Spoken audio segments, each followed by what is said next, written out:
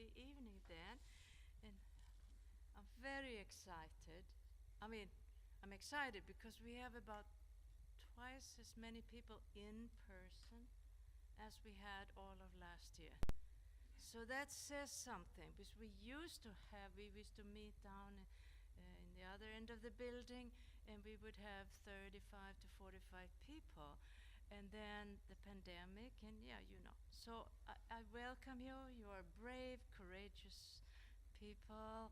I'm proud of all of us who have ventured out in person and who have joined us on Zoom. Thank you. Uh, this is our opening night of the fourth season of the Buffalo Corner reading series. Who would have known? It was just one evening of poetry in honor of our cantor Susan Whaley, who died on flight 347. And then we just kept going and going, and it's wonderful. So I wanted to just mention that it was my vision of this Buffalo Corner reading series when I started it, was that the corner was free. I grew up in a third story apartment building, Stalin-esque, in Sweden at the end of town. And all as kids, we gathered at the corner. And there we could talk freely. And so it was sort of a sense of this democratic space. And Rabbi, you have to correct me now, but I'm thinking my model was how all the tribes of the Israelites stood at Mount Sinai to receive the word of God. And there were the children, and there were the women, and there were the men, and there were the superstars, and there were the slaves. But each one, right? Am I right? Yeah. You have to give me I need to reread this passage. But it was my model for this Buffalo Corner series, that it would be all the people. And I realized that some people are more talented, some just got more time to study and to write. But I always felt that as long as people wrestle with the word and write, that all should be welcome in our corner. So that was kind of my vision. But having said that, we now have a lot of new and very well established poets coming this year, thanks to our new co-host. Would you want to wave or come up here? Catherine Hastings, who read for us, as you know, in June, who is a migrant from the catastrophes in the West with the fires and so on. So we are very grateful that she has sort of invested in our place here, in our corner, and invited a lot of fabulous writers for this year, including 2 Pulitzer Prize winners, Philip Schultz and Carl Dennis. And also, may I call her the mother of the Jewish feminist poetry, Alicia Ostriker, will come here in March, which is, via Zoom, I presume, but it's just astounding that we can welcome her and all she has done for everybody for so many years. So instead of going away quietly, as we kind of, I think, thought would happen, the Buffalo Corner is growing.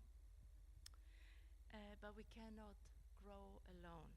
So I just want to thank you, all of you, the people on the Zoom, everybody who have over the years been our readers, co-hosts, and our audience, our people.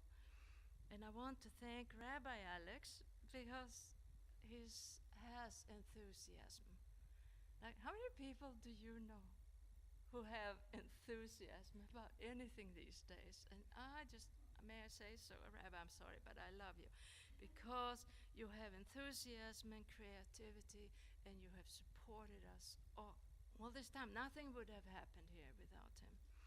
I also want to thank our executive director, Joanne Marquisy. I think you all saw her, lady with dark hair. Here you are. She solves all our problems, and she's a friend. And I think, I'll say this again, whatever they pay you, they should double it. And I also want to thank Congregation Shir Shalom and the people who come to this synagogue. And also our tech experts. Where is my husband? Dan Kester's over there, and David Cyprus over here. And without them, this would be a black space, I'm telling you. So now, and they're also the two funniest men. If you want a laugh, go to lunch or breakfast with David Cyprus and Daniel Kester. You'll laugh. So now I would like to welcome Rabbi Alex, say a blessing for the new season, for the new year maybe, and read a poem or two. Well, I'm incredibly humbled. I can't believe we made it 4 years. That's incredible. It's like we're a president, right? Ganilla, she's very modest, but nothing would have started without her, and Irene, and Catherine, and Perry also had been part of it for a while, too. This is a wonderful program. I'm very humble that it's here at Shir Shalom. This is the least we can offer the community. There's so little poetry in this world. So to be able to have creativity and poetry provide a space for it, I think it's like religion and spirituality. They're all intertwined. When we come for our services here, as we will next week for our Jewish New Year, it's really about finding ourselves, and that's what we try to do when we write and we read, and that's what we do tonight. I consider this very spiritual, and I'm grateful to have been part of it. Honestly, Ganilla gives me a lot of credit. I just listen and think it's a good idea, but it takes people to actually implement it, so I'm really grateful. There is a prayer that we always say for new things. It's a wonderful prayer that the rabbis created about 2,000 years ago, and you can use it anytime. Anytime you get a new shirt, anytime you go to a new city, anytime you go to a new restaurant. It's the most interchangeable prayer that you can begin to use. Whatever you want to translate as God, whatever you feel, I think we can all appreciate that sense of newness in our lives. So I'm going to lead us in this prayer. Some of us know it. It's called the Shechianu, which is about life, chai, life. Baruch atah Adonai Eloheinu melech haolam shehechianu v'kiyamanu v'higianu lazman hazeh. Blessed are you, the infinite, who brings us life, allows us to be present and arrive here in this moment.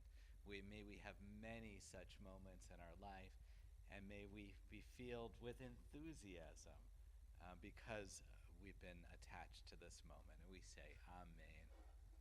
All right, so how many of you like roller coaster rides? Yeah, that's me. And my kids love them. I have young kids, so they love to go to the roller coaster rides.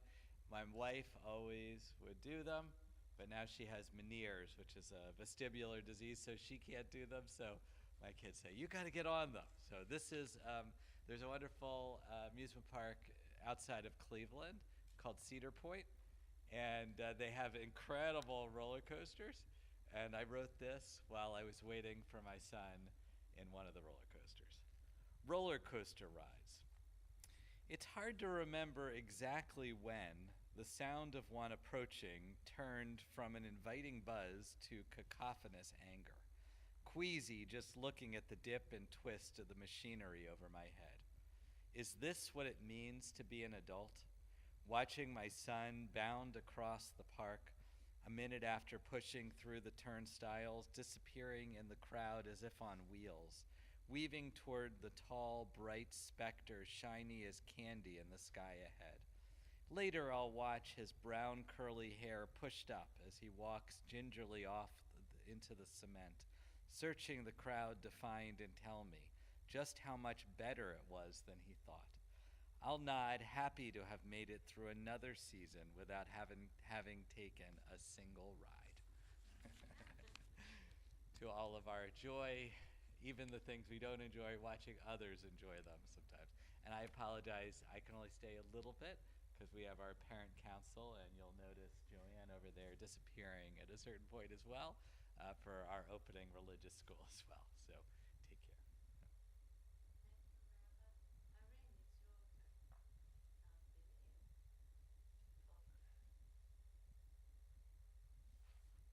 I guess we're not using the mic, but I guess we don't need it. Can you hear me?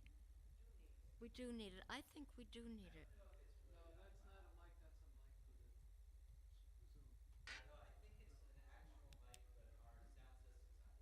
Oh, okay. Oh, okay. Okay. Okay. Does it work a little bit? Yes, it does. Okay, thank you, Perry. Thank you. I'm short. I have a quiet voice. Okay. Okay, thank you. Thank you. So much has been said, and we are looking forward to this season very much and to having Catherine Hastings with us. My words now, I just simply want to introduce Sarah Blackman, who is here to read. And I have a few words from her and a few words about her and how I got to know her. Sarah says she inherited her love of language from both her parents and both her maternal grandparents, each couple writing numerous and deep love letters during the world wars in which the men served. In fact, her parents met through letters. She did anything but creative writing as a college textbook editor for many years, and then as a copywriter. Since then, she found a creative outlet as a jewelry designer, which she has been doing for 25 years. And anyone who has seen her creations or is lucky enough to wear one knows what I mean. She meditates every evening, loves summer, hates the dentist, and loses and finds herself in poetry. She has read and written poetry for 60 years, most recently as a member of a poetry reading group and workshop. A few of her haiku were published in recent years in a small journal. The poems here recall experiences of her distant and recent past with constants that echo today. A love for sounds, shadings, the way language can embrace and express a thought, a feeling, a moment observed with clear attention. She says that they allow her to give something of personal meaning to another who can then make that experience their own. Those are her lovely words. I became acquainted with Sarah a few years ago through this poetry workshop class at the Jewish Center, downtown Buffalo. It was supposed to last a few weeks, but it has continued in and out through COVID, through the pandemic on Zoom. We continue to meet. I always appreciate hearing Sarah's observant, smart insights in our discussions. And I'm looking forward this evening to hearing her read some of her own poems. You will find that they evoke sadness, wonder, loss, and joy in living in the world. So, big welcome to Sarah Blackman.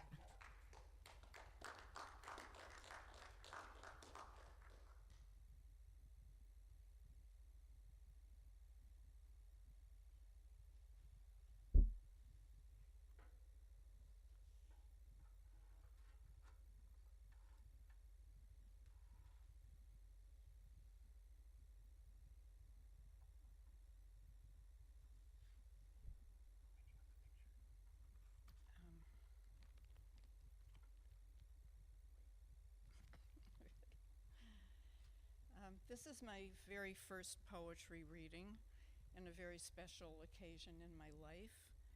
So I'd like to thank all of those at Shir Shalom and Rabbi Alex for providing the opportunity for me and so many other poets to share our work. To Ganila Kester and Irene Sipos, who bring the event together and make it known. To Catherine Hastings for her encouragement and wonderful advice. And all of you here on Zoom and in my past who feel this type of work has value. This first poem recalls a day that, although not long ago, I already wish I could relive. Cherry season. We drove north to pick cherries.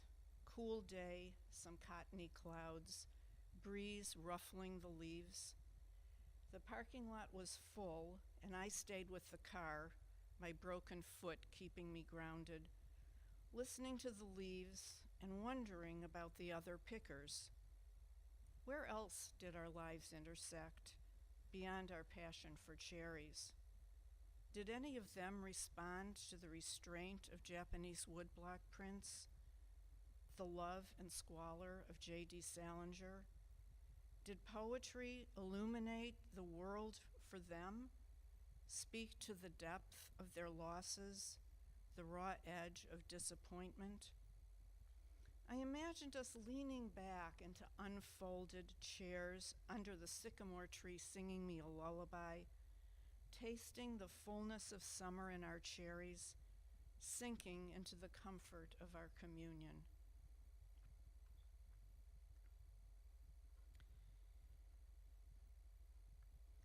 I wrestled with these questions for so long I had to write about them to finally understand that there are no answers. Ben and the City of Angels. What was Ben thinking last Thursday morning when he put on his just clean jeans, tank top, sneakers, made sure he had ID in his wallet, when he came down off the porch to greet his neighbor and play fetch with the dog on the lawn, when he wound his way through city streets just after rush hour, driving to the heart of downtown, when he rode the elevator to the 28th floor, walked through the door, and somehow scaled the 10-foot plexiglass wall considerately on the back side of the building before his fall 23 floors down without a sound, not onto the sidewalk in view of gawkers, but out of the way on a 5th floor deck. In a movie I once saw, an angel dove off a skyscraper to become mortal, to fall into love. What was Ben thinking when he soared off City Hall? Did he want to become immortal? Did he hope he would fall into grace? What?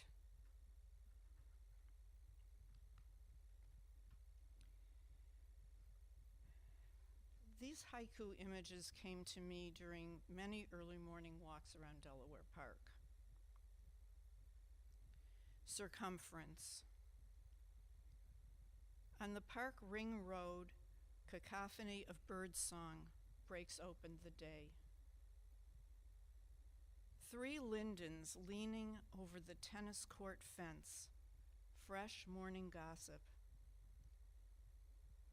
A group of golfers, sunlight glinting off their clubs, walks through dew and fog. A bench with a plaque marks where the boy was struck by a dozing driver. Near the ice cream stand, French lilac's wistful fragrance announces April. Children roll downhill, prickles of freshly mown grass, springtime sour sweetness. Sun rises, moon sets, both in the 8 a.m. sky, morning walk wonder.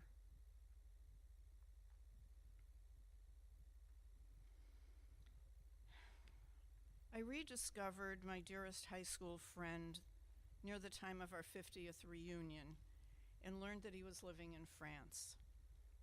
Over the next 3 years, we enjoyed a more far-reaching and deeper friendship as adults than we ever had as children. But after hundreds of letters, after phone calls and visits, an essential and deep sharing, he was diagnosed with brain cancer. I saw him twice when he was very ill and then lost him. So this poem commemorates a pilgrimage I made to France after his death.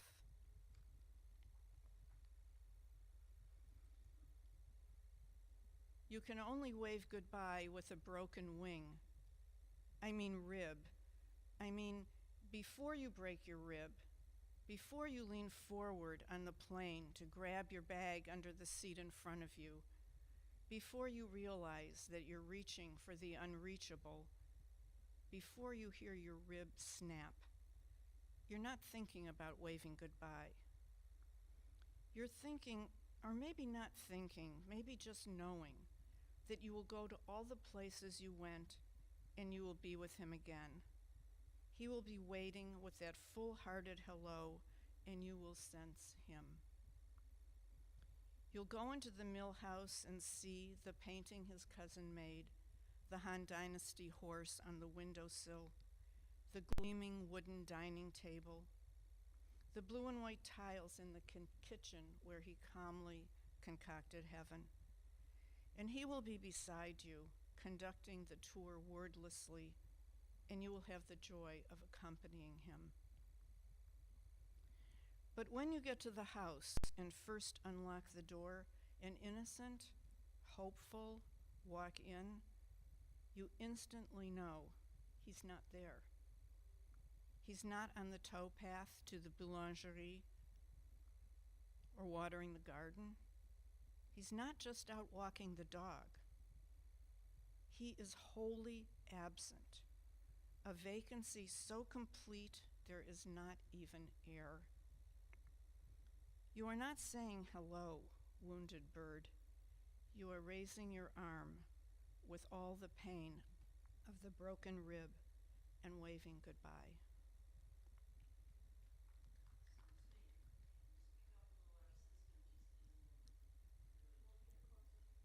Okay, thank you. This is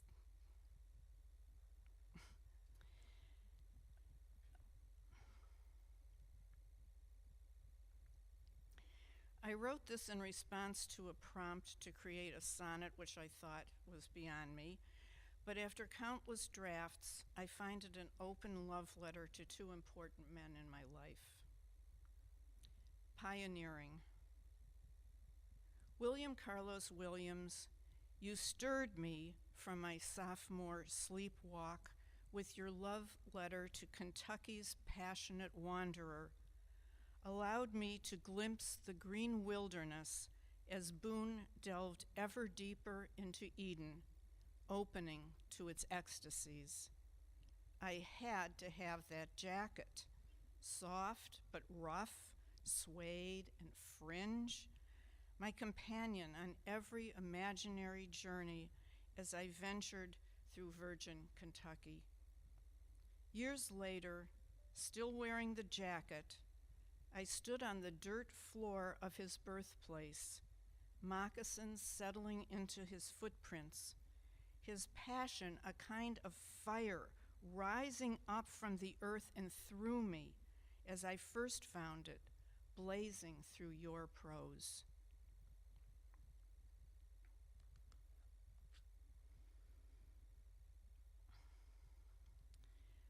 This and the next poem are tributes to the dynamo, devil, and deer who was my mother.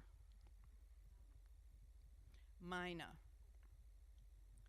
My 4'9", 88-year-old mother was as unusual as her name, Mina. I never knew anyone else who had it. She wore 3-inch heels to museum openings, volunteered somewhere different each day of the week, lunched on soup at Nordstrom, and patiently peeled every string off the celery for her egg salad. Her favorite expressions, delivered with the full force of her faith, were "do it" and "make a new friend every day." She knew all the baristas at Starbucks by name and always insisted on treating me. "I have a card," as if that made it free. All this until 1 month before she died. 3 years later, to the day, I walked into a Starbucks to order my iced decaf quad grande half-pump mocha Americano and was greeted with a welcoming smile by a petite barista wearing a hand-lettered name tag that read, "Mina."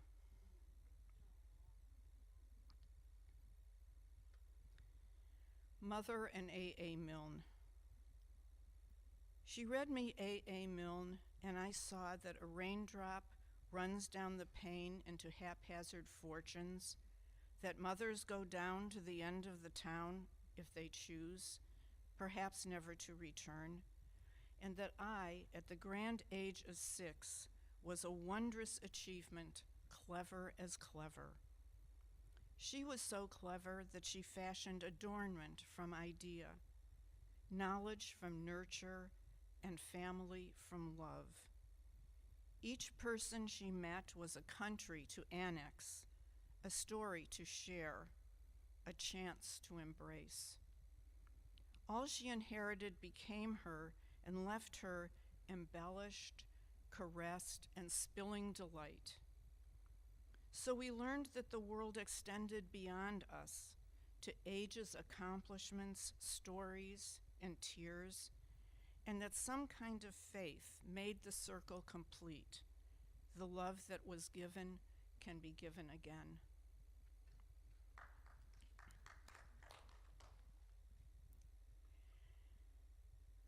I have finally embraced writing haiku in both the 575 syllables per line and the 353 format that seems to lend itself to English.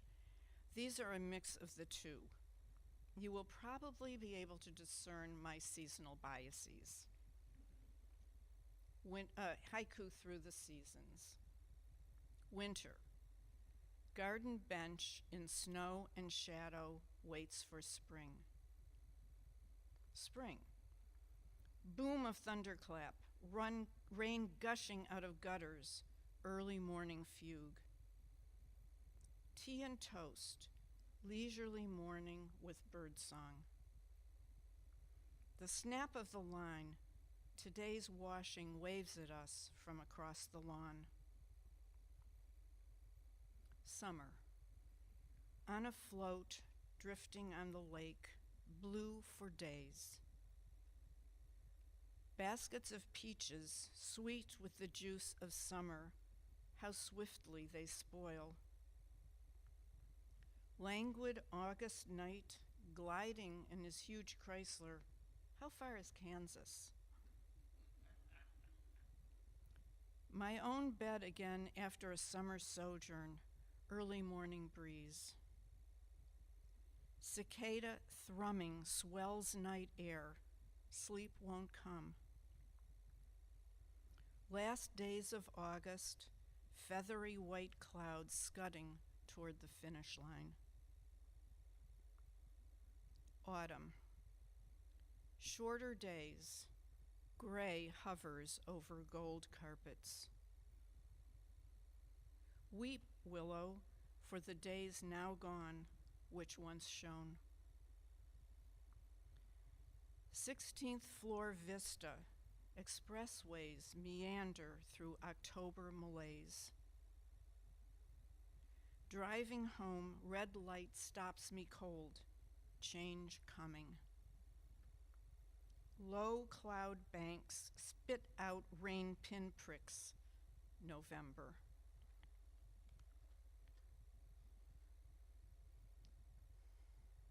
Oh, my darling.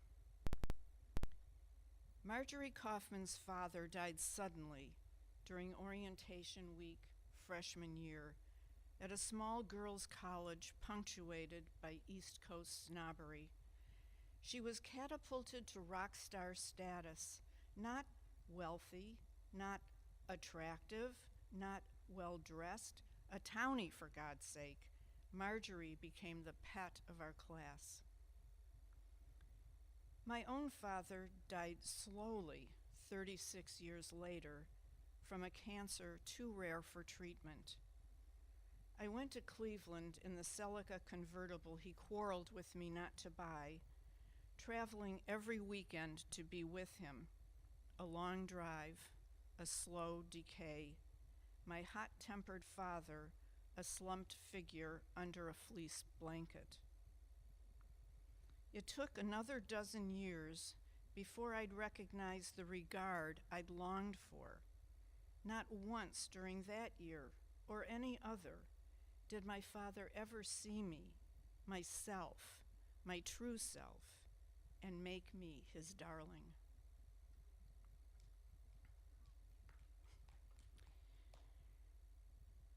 Partly in response to a workshop prompt by Catherine Hastings, I waded into the world of synesthesia.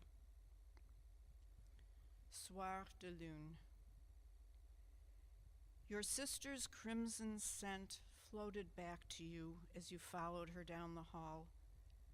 You can feel but not name tangled memories in the wake of her fragrant stride. You recall awaking to see her holding your second-born son first, enchanted. You also remember her 96 pounds, laboring toward the white beyond.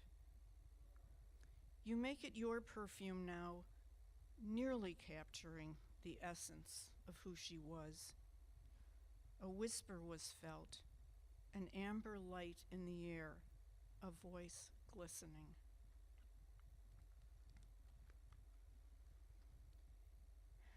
For their recent wedding, my son and his fiancée asked me to read a poem during the ceremony, so I wrote this to express my love and wishes for them. The language of love. I am water rushing to the wellhead, filling the pitcher until it spills. Jane Kenyon, briefly it enters and briefly it speaks. Let us speak of love, not as a package wrapped in pretty nouns and adjectives, golden candlelight, rosebuds, and soft music. Let us speak of love with verbs, listening because you are heard, accepting because you are accepted, understanding because you're understood, caring, respecting, compromising. Let us speak of love as each of you completing yourself, not each other, and coming together to accompany one another.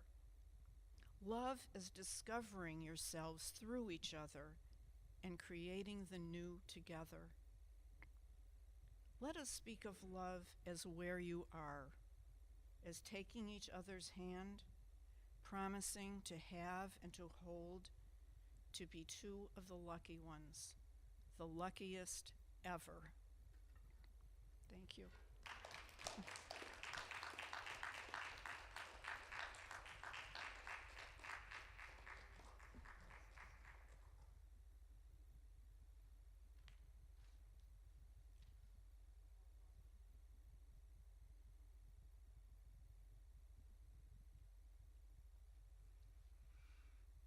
Wow, that was, thank you so much.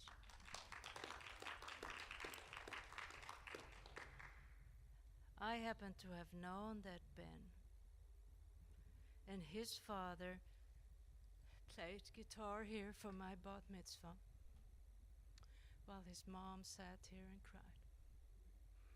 And they attended my daughter's wedding earlier this summer. And I met Ben. And it was one of those times when you don't get it. And you say something really stupid. And I regret it to this day. what I said to this young man, which had nothing to do with him or with me. It was just one of those things that come out.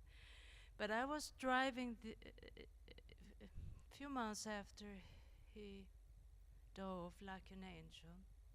He loved the dragonflies, you know? So I'm driving up Young's Road. I'm late. I have to turn right on Sheridan.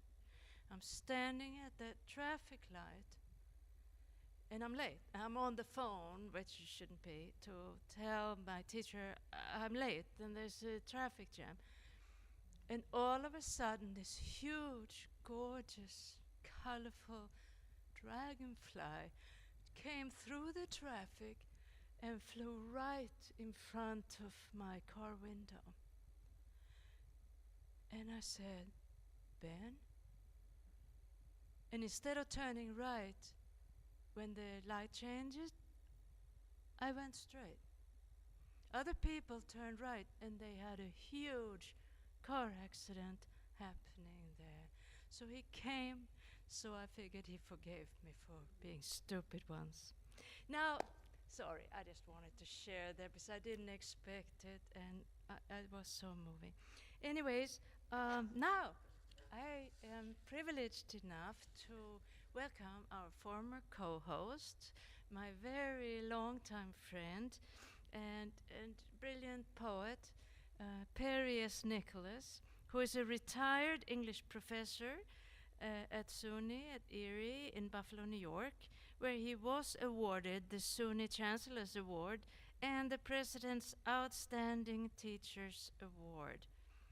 Now, this sounds like, yeah, but I have met so many of his students who have told me whether they became, really good writers or not, how much they learned, respected, and valued what Parrius Nicholas gave to them in his generosity. He has published one textbook of poetry prompts, which I have tried to buy for at least 20 years, but he refuses to sell it to me. And I don't know why. If you have some secret connection, maybe buy an extra copy and I'll pay you. Thank you. I do. I would like to see it, actually.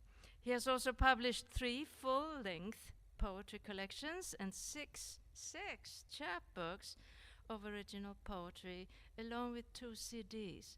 And for those of you who have not heard him read, you might actually want to buy one of the CDs. I have one in my car, and some people can just read. So please welcome Parrius Nicholas.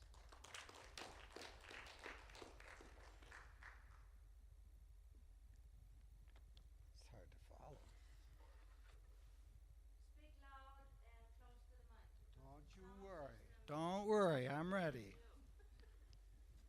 Gianna, honey, I can see you, so if you have that baby there, you show him, all right? Sleeping? Got you. Metaphor. For a time, we soft-shoed through a minefield of touches, rarely looking down. We made small talk, feigning interest in a quarter round scratched in a chalkboard sky. Then there was the same thumbnail moon stamped in the impressionable darkness over the cemetery, where all the dead poets on the planet assembled. But we pressed new ground. How many steps was it till you stopped, unbuttoned yourself, offered up your kiss-shy countenance? Now I believe in cliché, buried treasured, after just one blushing moment on this plotted earth. The sure-footed truth of this night, I met you somewhere in the middle of a metaphor. This is too far. Okay. Am I blocking a camera? Gotcha. Thank you for having me, and thank you, Gunilla, for the very, very kind words. By the way, I went back teaching again. I'm never going to give it up. Irene, thank you, and Daniel and Joanne. I know she's not here, and Rabbi, thank you for having me. This next poem, these are some old poems, and this next poem is about having a bilingual meal with someone. And for me, a meal is much more than just a meal. Vietnamese soup. The boys who work here are so pretty, you say, then go on to explain yourself along with the ingredients of Vietnamese pho. But I'm content to study you eating, like watching lovemaking between two friends. The noodles, meat, sprouts wrapped around each other like words in ways only possible in a bilingual meal. The French clicking of our tongues matching. By pretty, I mean glittery, feminine, made up. I don't really want to know more, only a limited time till your gaze drops, this quiet dinner ends, our comparison of cultures ceases. Sounds return to overcooked American consonants. I resist reaching through the steam into your eyes, pulling a little more tenderness out of you. I'm familiar with your flat tone, how it cools quicker than an overfull bowl. And I already regret the aftertaste.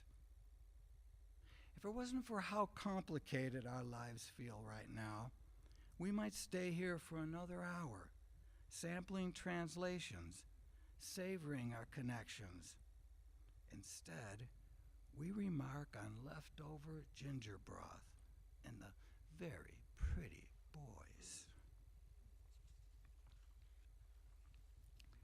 This is a kind of a silly little poem. I think we had to have a moon poem tonight because of the moon launch and the beautiful harvest moon. Can't hear?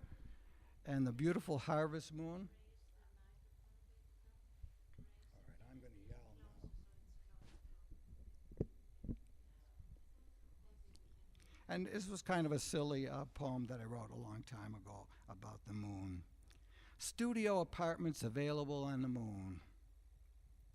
Look up next to the sign, and you will see our destination. Home, we might call it, if we could just manage to arrive there and get settled. I would find a small place for you. You would start a garden of silvery lunar vegetables, and lovemaking might overtake us in a nanosecond, anytime, day or night. Full moon perfect. The model would be a Greek island, running water, not a prerequisite. But everything one really needs would be included. And I see you there, bare-breasted, writing, looking over at me. I'd be the first to offer a down payment if you agree to take a chance on us. We'll watch the earth as we watch the moon now, with awe and discovery, and no lease on love.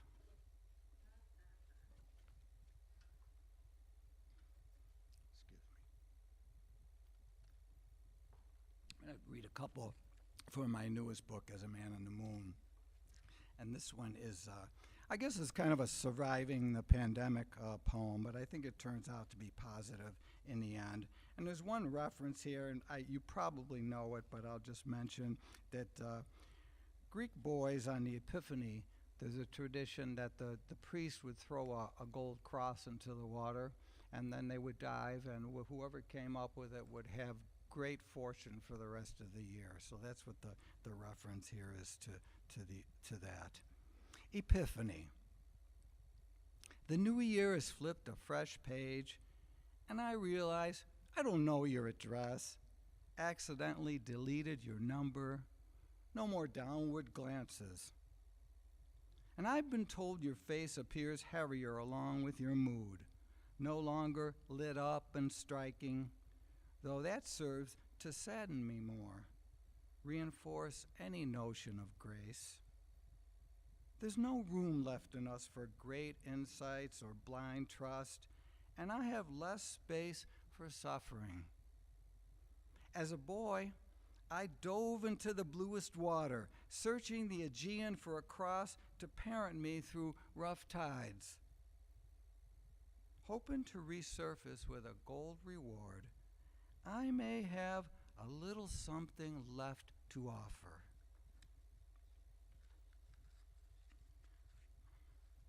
This poem, I think, it was inspired by a Carl Dennis poem called Grace. And so I wanted to read that. And my version is called No Grace. The idea of grace you read about in the final poem of the evening will never be yours, never anything close to attainable, since you carry with you abandonment, sorrow, and silence. Grace, you remember, works only when we become larger than conflict, smaller than revenge against a poor artist. And grace as a name, a mild misnomer, is someone we wish would stop to talk, someone we want to offer but can't easily. In the short space between stars and morning dew, only good grace might grant you a means of escape. It's a tough thing to find.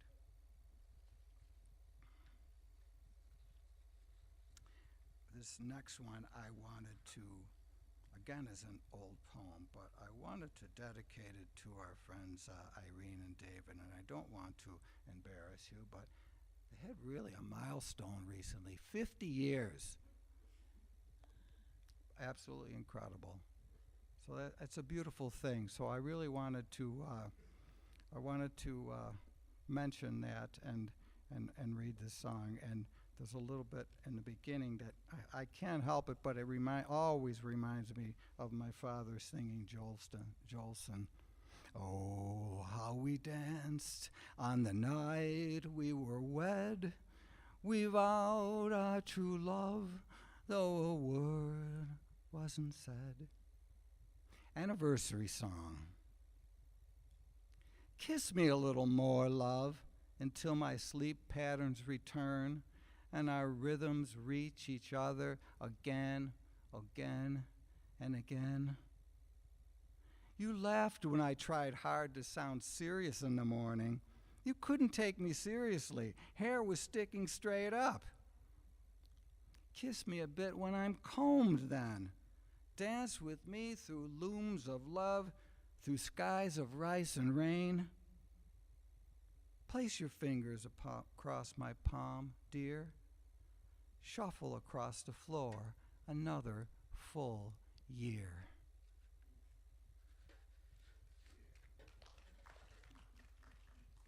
I should have made you sing or dance.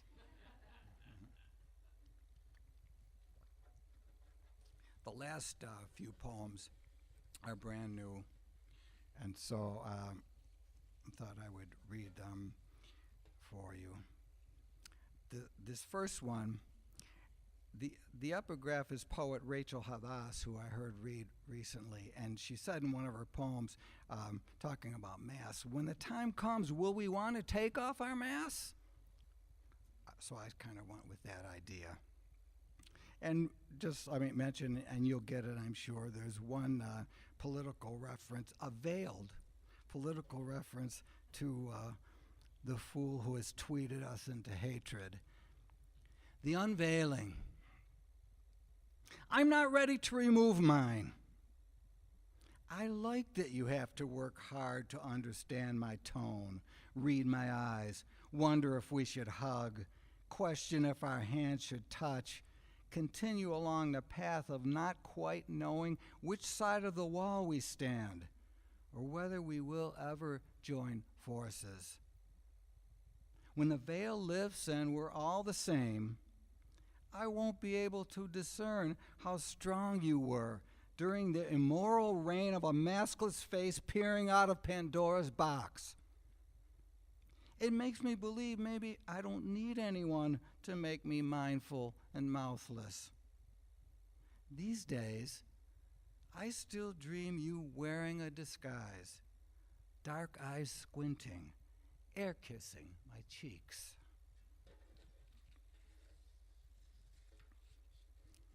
I'm going to read one about my upbringing that's brand new. And I did want to mention before I get into this that I hope it's okay to say I'm going to host, I think most of you know, an international poetry reading on Saturday at the Italian Center, and I hope you come. It was such a wonderful event the first time. We had all kinds of people from different backgrounds reading. Or you can just come and listen.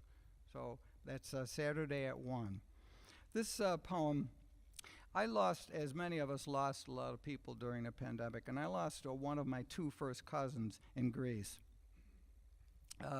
I tried to think about her, and I remember that, number one, we only spoke Greek to each other, hence the button and the epigraph. Είναι όλα ελληνικά για μένα. It's all Greek to me. And so that's the name of the poem is Polixeni, because that was her name, and it means kind to strangers or kind to everyone. There's a few references in here, and you probably figure them out, but I'll just say it. Putana, I don't think needs any kind of explanation, especially in church. And Paralia is a seashore, and Yaya, of course, is grandmother. Polixeni, είναι όλα ελληνικά για μένα. I remember your father cursing you in the overcrowded shack to stop parading around in your nightgown in front of your young cousin like a putana. It was always Greek to us. You stormed out, proud and defiant in lace. To punish you, he beat our grandmother. I didn't have the balls to beat him back. Young girl with porcelain skin, bright ceramic shine like Aegean stars. Where could you go but up and away? Escape those memories on the earth below. The last time I saw you, hair transformed to moon white, you wore the same defiant look as you described your condition, the cancer waning you to non-existence. You still seemed illumined to me. Did you relive that scene 50 years before? Did I capture your phase here accurately?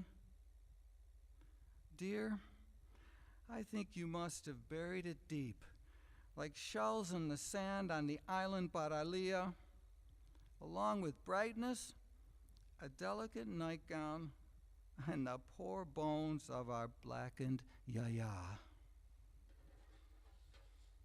I was tough to get through.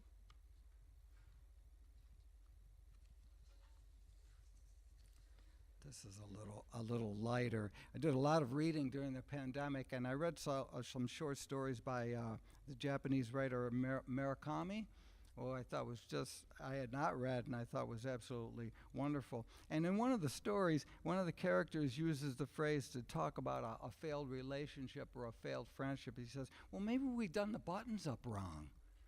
So I thought that was great. Done the buttons up wrong. A phrase lifted from a Japanese writer sums up exactly what may have gone awry and all the relationships I have screwed up. Or should I not view it that way?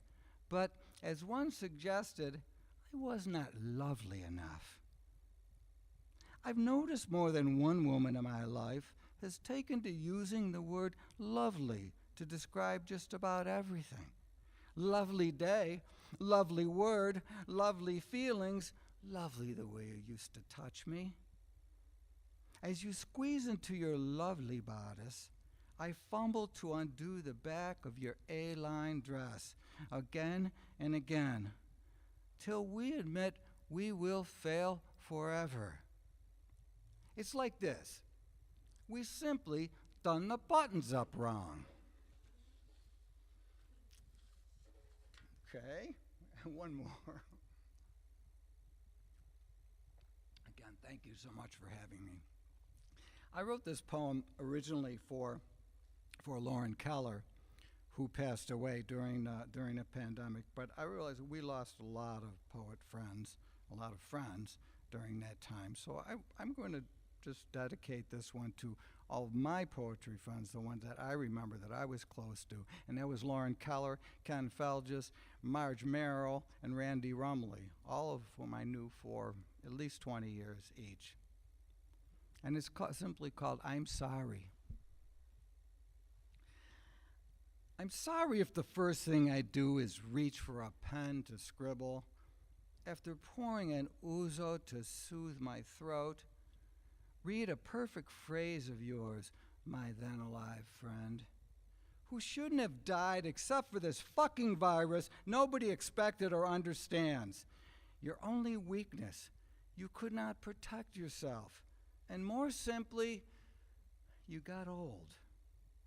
It wasn't your fault.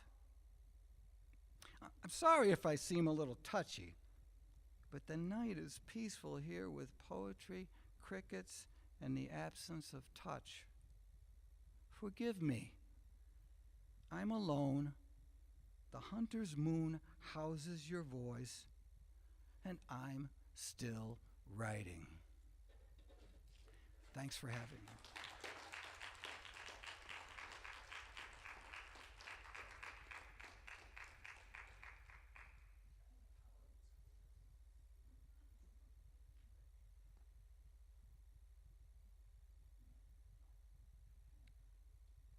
I'm not a mathematician like my friend over there, so I didn't count the squares tonight.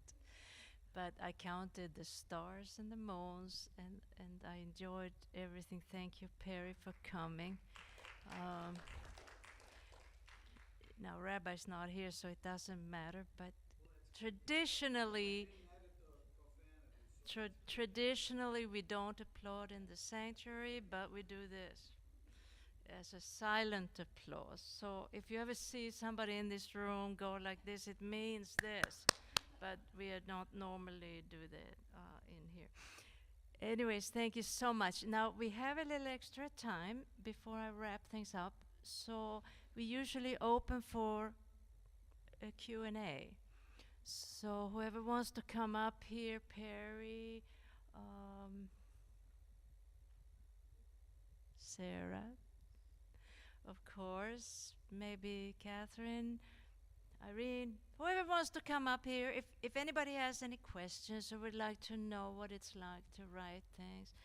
Of course, the math professor is also a very good poet, so please, and that goes for the people at home as well. Let us know if you have a question.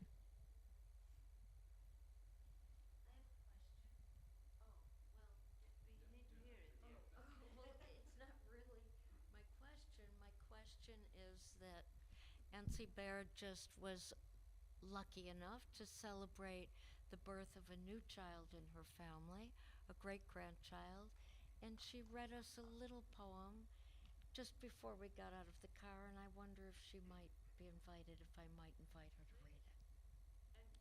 And do tell them she's coming in November. Oh, yes. And Nancy Baird will be reading in November with Paul Nemser. I wasn't planning on this. I wrote this poem in the last week, but I just read it a few minutes ago to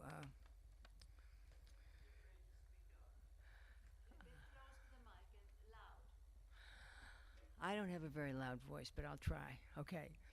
It's there's a new baby in our family just as of this last weekend, and I became a great-grandmother. So, the poem is spoken from the voice of the baby. It's the baby speaking. And it's called William Comes By. I was quite fine, happy as a clam curled up in my cozy sack, when all at once something disturbing was starting to happen. I didn't feel like moving fast, giving up my safe place, so I didn't. I took my time before emerging into all this light and noise and commotion. But then I found her as she reached out her arms to take me in, and things began to get much better. My very own father and my very own grandmother stood nearby, welcoming the boy named William. Until now, nobody knew me. And then suddenly here I am, as though I've always been here, resting on her warm skin, making confusion into some sort of peace, at home in the world.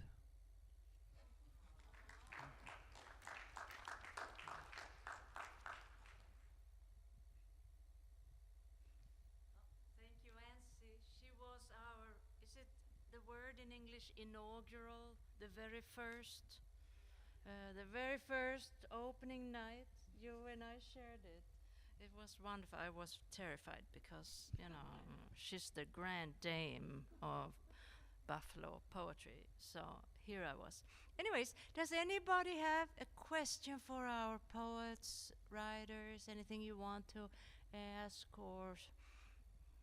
Yes, please.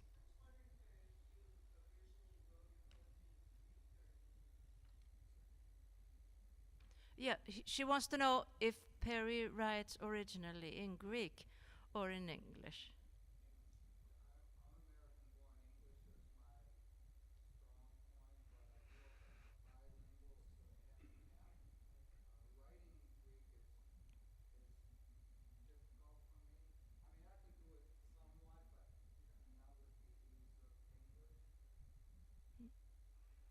So his answer is no. And still, he makes fun of me with my Swinglish at times.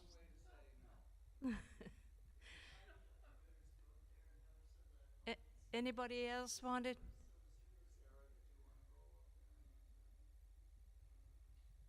Anybody had a question for Sarah or Irene or Nancy or?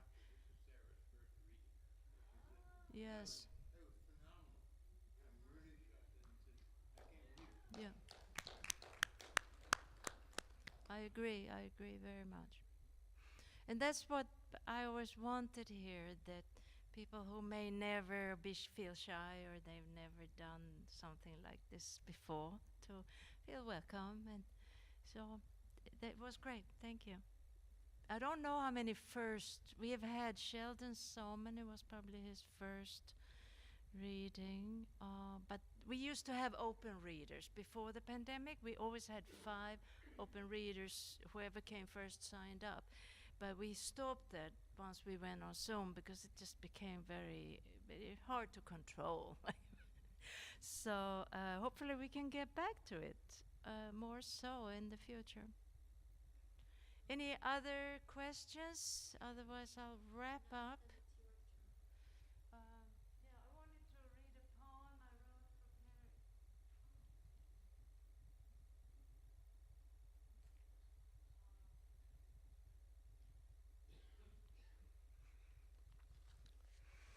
Yeah, first I wanted to say thank you for coming and for sharing your work, for being here with us. Now, next month we have 2 poets who are new to the Buffalo Corner. From Buffalo city itself, we have Ricky Zuckerman, and via Zoom from, I think, Boston area, I don't know exactly the address, Tom Daly, who is a poet and creative writer and a teacher on Zoom. I've been taking a class with him actually through the pandemic and learned a lot. And it turns out we are fellow Tar Heels, if anybody knows what that means. We both got degrees from Chapel Hill. He's a little younger than I am, so. But anyways, I hope you will come back to hear them read. For this year, I think, you know, we always have the 3rd Thursday of every month, unless it collides with a Jewish holiday. But I think this year we can stick with that. So if you have any questions, visit my webpage or call me, or you know me. I'll let you know where we are.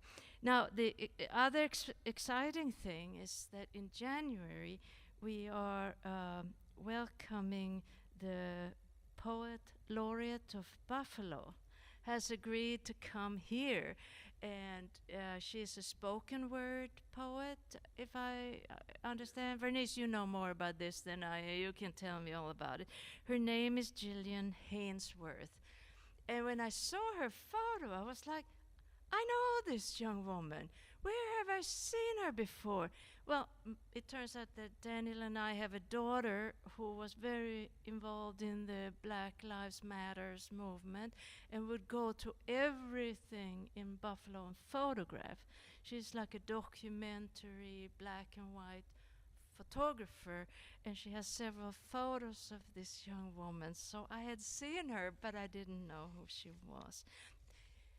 Vernice, you want to come and say anything about her?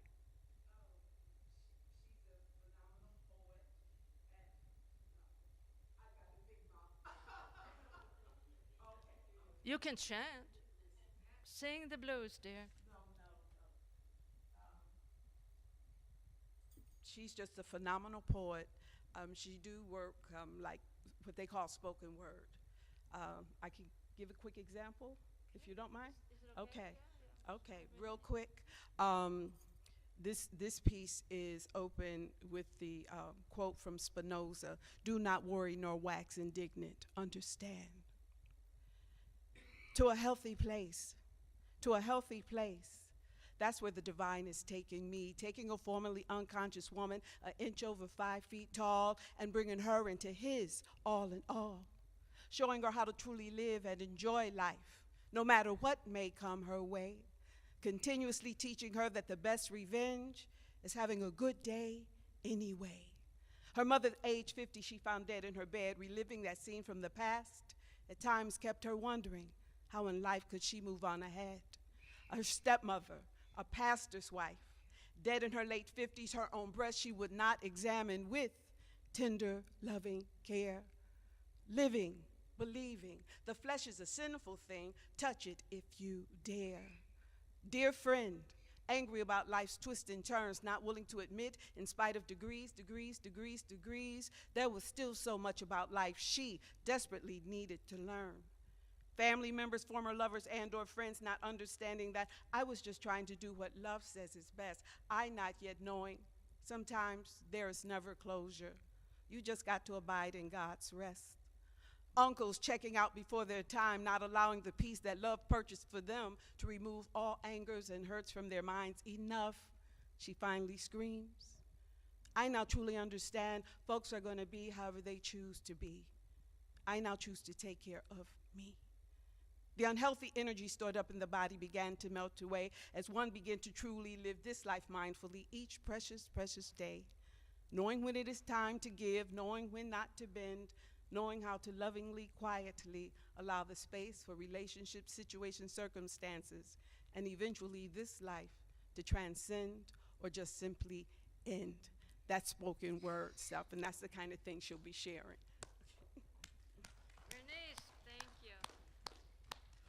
Bernice was one of our first readers on Zoom when the pandemic struck, and we didn't even know back then that you couldn't, say, play the piano and sing at the same time, because Zoom will pick up whatever is louder, right? So the thing went in and out. For you, it probably sounded great. For us, it was very disturbing, because you would hear the piano, and then you would hear the blues, but your voice is wonderful. Vernice is a great actress and poet, and we hope you will come back and do it in person. Thank you for that. You know, there's a big divide about this spoken word. I am fascinated by it, and we have had Brandon Williamson here. We have had other people who do it. And I feel, and I'm a guitar player, you know, and I feel the rhythm of it. I don't always can get all the words spoken to me like that, but I really like it. But there are people who think, oh, well, I spent, 6 weeks on one line of poetry, and, what can they come up with? So it's a little bit, it's something to think about, that there are different types of music in the spoken and written word. So I think if nobody else has a question, I wanted to read a poem I wrote for Perius Nicholas that he has not heard because he didn't like me at the time, and now I'm glad we are friends again. It was published in something called San Pedro River Review. Uh, you know how you get sidetracked? Now, when you are a foreigner in a language like I am, you hear things wrong. And so this poem is called Side Tricked. Side tricked at a truck stop. Lame after many days driving. Arizona, not even a word in my vocabulary, not even a name. Carburetor equally cryptic, mixing air and fuel. Alternator at least familiar, a verb for taking turns. Smell of diesel and vinegar. I didn't see you there at the table pasting petals on a shiny moon. Blindness has many faces, gaps like sour oranges, molding on the counter. When the handle to the kitchen broke in the palm of my hand, I buried it under your car. Deafness, a bird swooping in after sudden rain. Streets sweeping light into corners.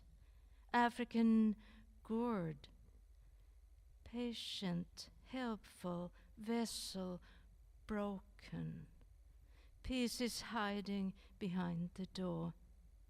My guitar, a stowaway in the trunk.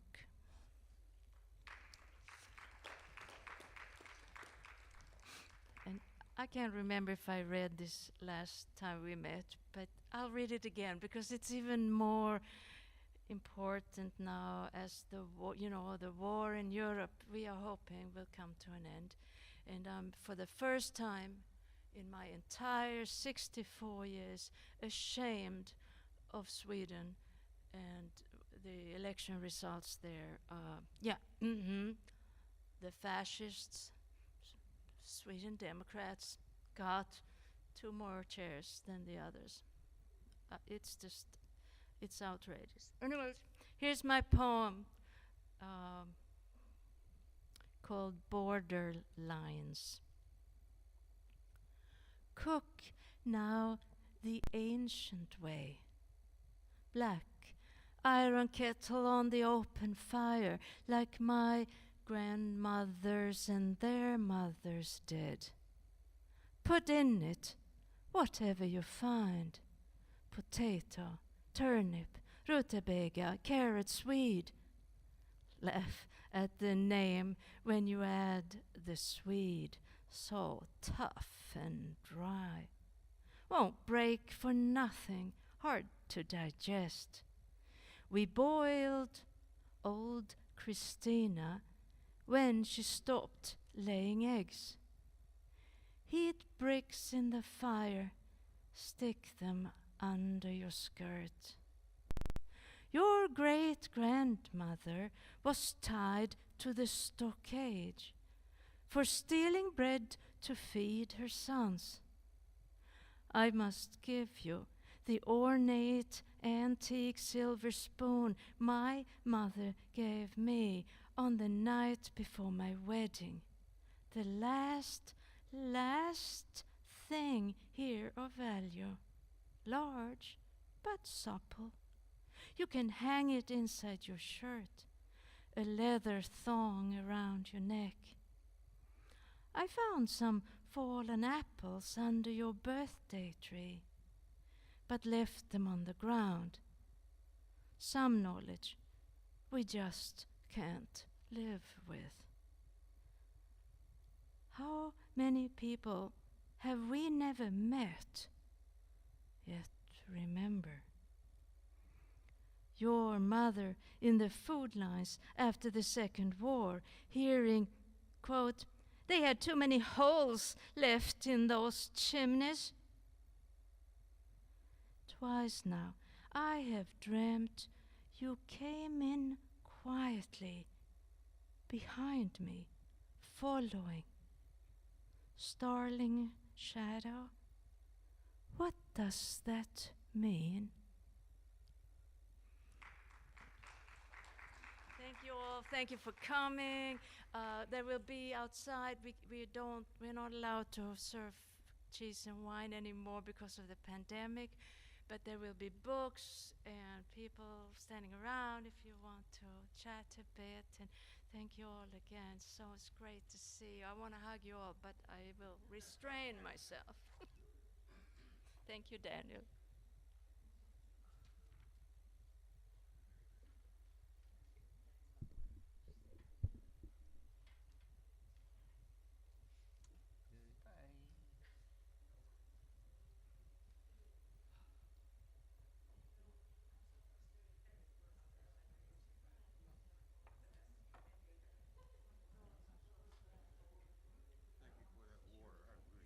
Good.